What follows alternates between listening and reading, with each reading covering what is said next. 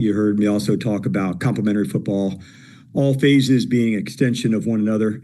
And it's one thing to talk about it, but I absolutely felt it, lived it. The returns to field position that led to a touchdown. I saw it with a turnover in the first quarter, defensive getting a stop. I saw it with the 2-minute drive at the end of the half to, try to get some points at the end. So kind of the fun part about all of that is you don't know who's the one that's going to pop off and do the thing. So yesterday that might have been Jeremy McNichol, in the second quarter to get the long touchdown run. There's other players. I felt like Ben Sinnott in the run game, Payne and Kinlaw at defensive tackle, Debo and Jalen Lane on the return side. So it was just different people, in different spaces. And I thought that was one of the real key factors in the game. Injury-wise, safety Will Harris unfortunately broke his fibula, and he'll be put on the IR. He has been an absolutely fantastic addition for us, and we hope at some point that we'll get him back. But he'll go on IR. The team is also going to sign safety Darnell Savage as well. So on the plus side, from the injury side, Marshawn Lattimore has cleared from the concussion protocol.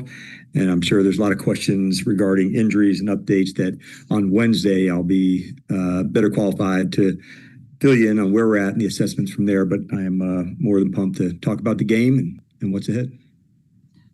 All right, Kime? Excuse me, Dan, with Harris, what is it that you're losing most? And then with Darnell, what are you getting? With losing most, I thought really in the coverage game, man, have I felt that, John, like the matchups, you've seen of him and Zach. And in fact, I talked about that in the team meeting today. So I feel the speed and the coverage ability from Will. That's one thing. This is a position that we've got some really talented guys with Owens and Reeves and Butler and how to go. And so adding Savage into that group, we'll see as we move forward. We're very excited to have him here, but as far as the roles and that, I think we're still, we'll work through that to go.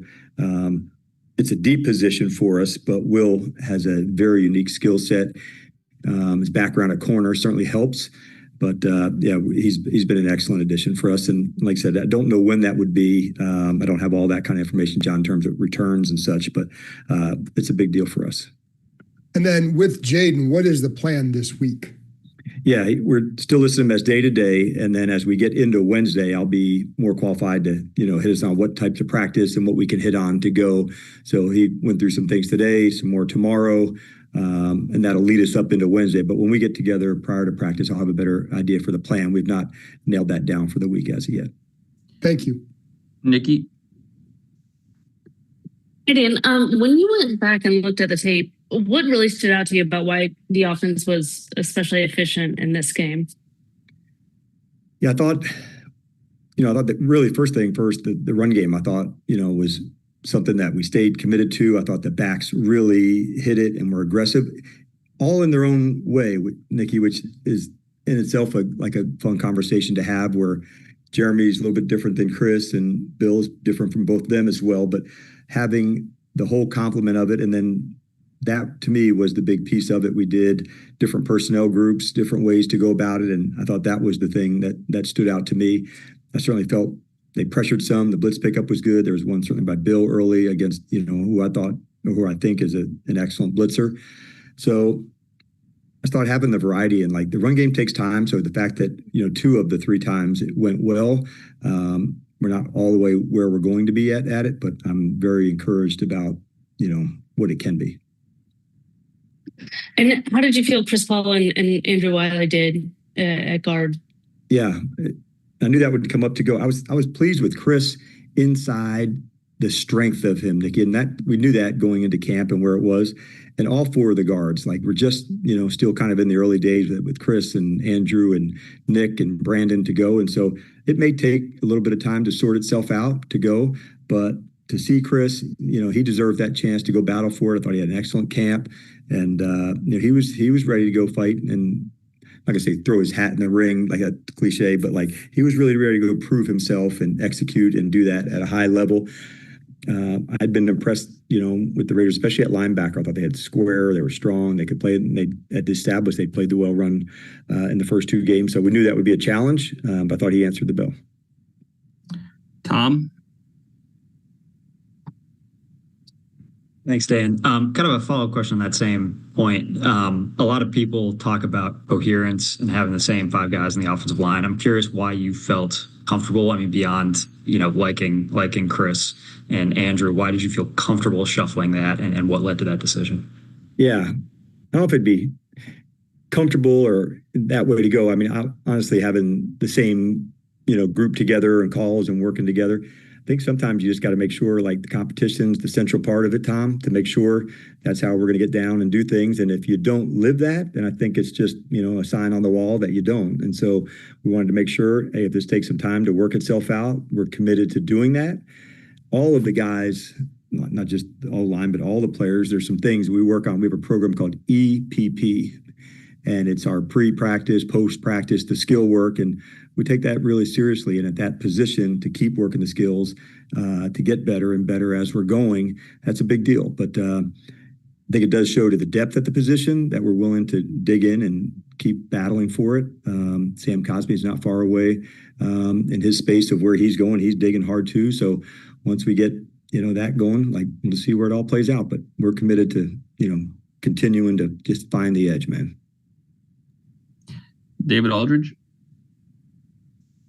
Dan, how did Connerly hold up? I know they were moving Crosby around a lot, but how did he hold up generally? Yeah, I thought it was a good day. Of the three games, I thought it was his best one. I thought this one and the Giants one were his two best DA to go through it. You see the movements also. The guy can pull, he can get on, like sometimes you can just say just in one phase, but he's had a hell of a matchups, for his first three games to go into it. And sometimes you go and you learn through the fights, and where do you grow? And I would say, like, it's cool to see the game that didn't go well a week ago and then grow from it, get the lessons. How do I get better against a fantastic player? Did it all go great? No, but there was a lot to like. And I think that's what you're looking for, as a coach. Are we learning? Are you growing? Or are you stuck in the blender? And so for him, the growth at times is tough and it sucks when you go through it, but there's also when you come through the other ways and you gain some confidence too, David, to say, okay, this is, is some of the highest levels that you go to, and you grow and you keep digging it. Same question basically about Sinnott and Yankoff and how they did. And I know the blocking is going to be different for them than it was for Bates, and it is for Bates, but how'd they hold up? Yeah, I'm glad you brought that up, because I think that's an important part of this. I thought Cliff and the guys did a good job in the design of that, where John matchups are different. Bates in terms of who he goes to, where he goes to, whether it's big defensive ends or not, where Ben, we're going to use the speed off the ball to try to beat somebody to punch. So it was the most he's played and also the best he's played. And so I thought that was a good sign to see both of those in conjunction to others. You don't know exactly how a game is going to play out. You have what you're going to call where it is. You may lean into one when it's going stronger than another. And that was the case yesterday, where, you're trying to have balance. But when the run game's going, you keep digging in to fight for it more. And it was just good to see him really cut it loose, David. That's what I was most proud of him yesterday. Just aggressive, beating somebody to punch, getting to the next level. Different than John. You're right. Deshaun. Hey, Dan, you guys have been doing a strong job, both in terms of kick return and punt return and the coverage teams in both of those areas as well. What do you think has clicked for you guys in those specific areas? Yeah, we really value it, Deshaun. We have, I guess it started as, we think of it as a very big part of our play style and identity. The way we cover, the way we hit, the way we run. And we've got some experienced players there, primarily like Reeves and Ballore. And now you see them develop the others of the McGee's and Owens that go through it. So adding Jalen in the offseason through the draft, that was a big deal. And, you saw the demonstrated punt return ability from Tech and in fact, back from Middle Tennessee as well. But he's also grown on the receiving side. That was a big deal. On the kick return side, we thought this would be something Debo would be really strong at. And Luke as well. They're aggressive runners to go hit it. But it is the front line. It's getting single blocks. Those are the ones that are challenged. We work those techniques hard against one another. And we're still growing into it as well. And we think as the season's going, what's changing? How do you see things different? You're seeing more footballs hit the ground, to try so you can take off when the ball hits the ground. So those are all part of things that we're growing and learning on. I think the kickers are also doing a good job of that. Man, there's so much more to grow and learn in the kick return side of things. So we're just going to keep digging in as hard as we can. Liam? Hi, Coach. Jeremy Reeves is somebody who has started to make that transition from special teams ace to being a kind of defensive contributor. With that opening in the secondary with Will Harris's injury, how can somebody like Tyler Owen start to make that same jump from special teams to contributing more on defense? Yeah, you have to, and he got some reps yesterday, Liam. It's good that you brought that up because he and Percy and Jeremy all have unique roles on both special teams and on defense. And so whose role goes up a little higher, who may have to go down a little bit. Not all of the return parts are exactly the same. Like the punt is the one that takes the most gas early, especially when you're outside, you could be in a vice and just absolutely battling for it. But we'll work through that this week to see who may get a little more playing time on defense. But Jeremy, you're exactly right, man. Not only is he one of our heavy hitters on special teams, but he is also establishing that on the defensive side as well, no doubt about it. Thanks, Coach. JP? Hey, Dan, obviously yesterday you took the big pop. How you feeling today? I did take a big pop. You're right. I'm feeling good, man. I appreciate you asking. And it was actually really cool. A lot of people have reached out, but everybody reaching out, a lot of love, a lot of appreciation. It meant a lot to me. So a lot of texts, a lot of calls, check it in, see how I'm doing, both in the team and outside the team. So appreciate you asking, doing awesome. But it was cool to see that many people reach out. So I appreciated it. Good. I'm glad you're feeling all right. Last night you talked about how impressed you were with Marcus. What, if any, impact does Marcus's play against the Raiders have on Jaden's timeline and the practice plan and everything for Jaden going against Atlanta?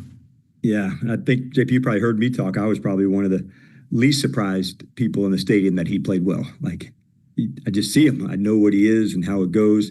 But as far as tying one to the other, that's not part of the deal. We just have a lot of trust in him and how we would go about it. But, man, we'll lean into the medical people and where we're at and what to do. But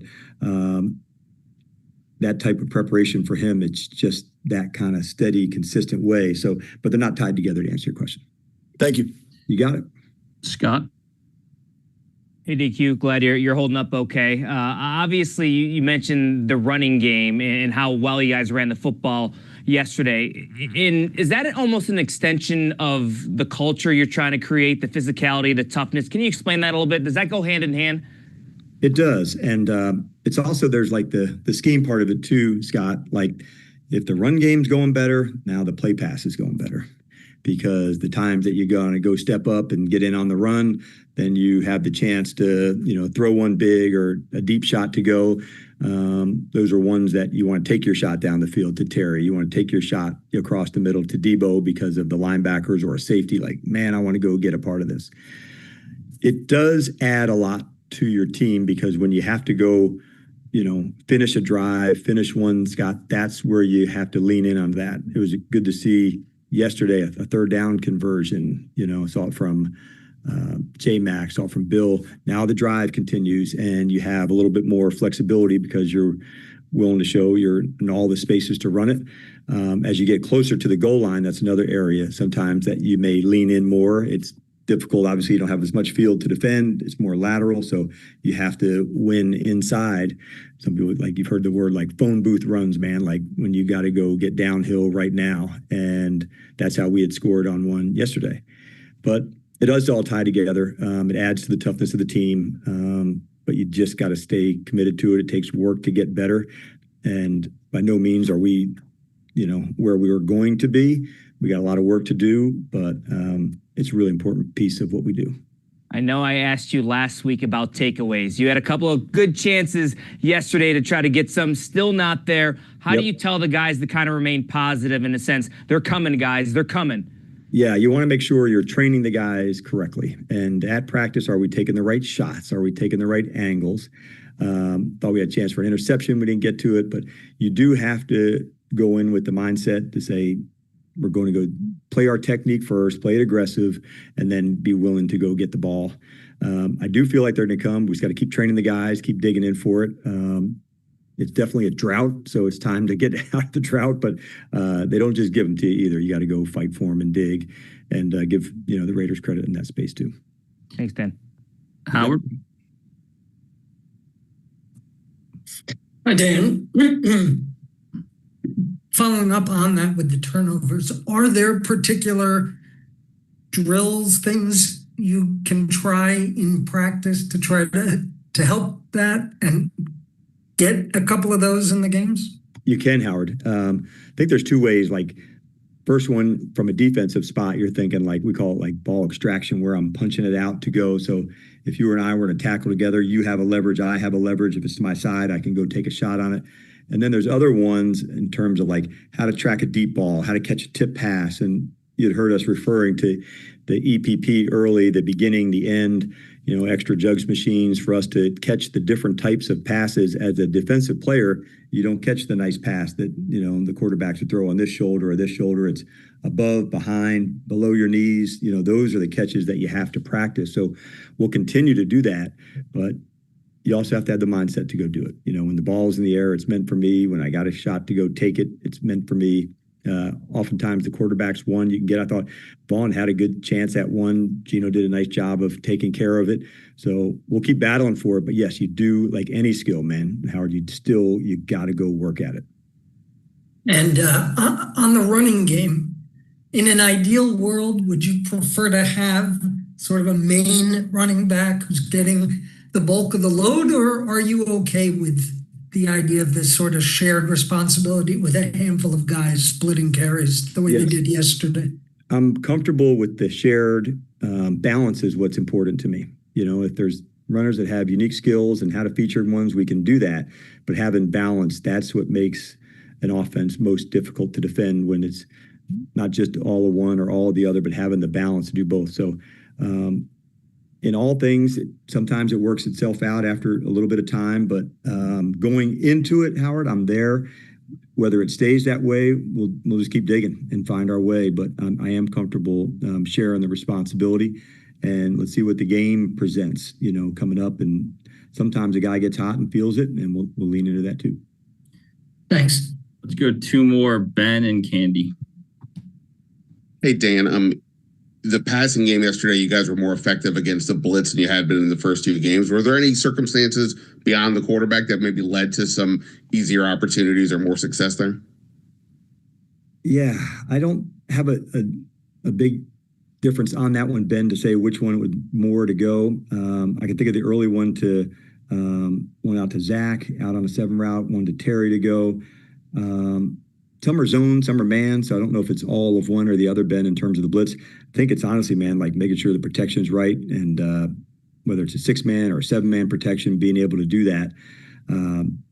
But no, I don't have one reason over another for more effective yesterday versus two previous games. Offensive line, I get the guard, you like the competition, but considering how much Brandon Coleman played last year, how surprised are you that you're in this spot with him where he's not necessarily locked in as a starter? Well, I think one thing I do know about Brandon and Nick and these guys, like, man, they're going to put in the work, Ben. And so that's the good piece, to say, hey, he's going to dig in, go for it, and battle for it. And let's see what, the weeks ahead bring, because this guy's made of the right stuff. He wants to dig in and go for it. And so, but that's why I was kind of pretty strong about yesterday. This is where we are today, and we'll see what the next space looks like and where we're going. But that is one thing I've learned about him, over a year and a half. Like, he's going to put the work in to go. And as we're heading into our game 4, we'll see what this week looks like. Honestly, nothing's out of the question in terms of the matchups and how we want to go play. It'll sort itself out. It just it still needs some time to get there, Ben. Hey there, Coach. Happy Monday. And to kind of piggyback off of JP's question to close us out, going back to the kind of recurring theme of displays of brotherhood, we saw that with you being resilient AF yesterday. And Marcus was pretty emotional after the game and shared about, how much support he got, from everybody. So how do you I'm asking you, like, how you have started a trend and you are the leader of that culture who then came and corralled around you when you needed it in games. So how do you just keep that culture going so strong and effective as you have so far? Yeah, well, one, Katie, I appreciate you saying that. It's really cool. Marcus, we love him, about what he stands for, who he is. I think last night Stacey had showed me the clip of me, getting knocked on my ass and people over there to help. Even Marcus was there, like making sure I was okay. Together, part of my number one job is to help create an environment where these guys can absolutely be their best. And one of the ways that you can be your best is if you have a big crew with you. That's going to help you get there and push you. And we heard a great quote on Saturday about relationships and truth. And it was, I may not get it all the way correct, but, have relationships so strong, they can bear the weight of the truth. And these guys are really tight. They're really connected, Candy, because they're willing to lean in and do the hard things together. And so inside the locker room, that's where the people that they're playing for one another, for player to player. And outside, sometimes that can be hard to understand when you're not in the fight with it. But when it's them going for it together, their connection, they want to do it together. Those are things, if I can help create that environment, that they have a space that they feel good. I think Marcus is a great example. I knew he would feel unbelievable support because that's what he gives to everybody else. So it was like, man, what a cool time that we get to give that back to him and pay that back to him. So I wasn't surprised by that, but it is cool to see they definitely love one another, and you can see how hard they were playing yesterday. That's an extension of each other. So I'm definitely honored to be a part of it, and whatever small part that is, it's really cool. Thank you. All right. Appreciate it, Coach. All right. See you, everybody. Thank you.